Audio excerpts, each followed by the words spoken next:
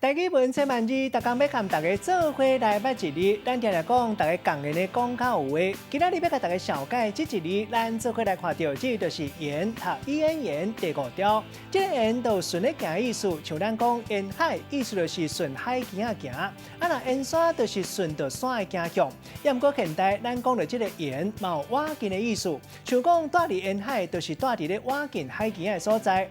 另外，这个言嘛会当讲是包物件、包几站的单位，像讲这个礼物拢总包3元，意思是包3站。也有这个元，也就是算倍单位，嘛会当讲是文，像讲顶个元就是顶个文，也就是顶个倍。带大家做伙来小解这2个词。头一个读做共元，意思就是共倍；第2个词读做沿路，也就是一路上。咱用一句话来举例，甲这2个词夹做伙。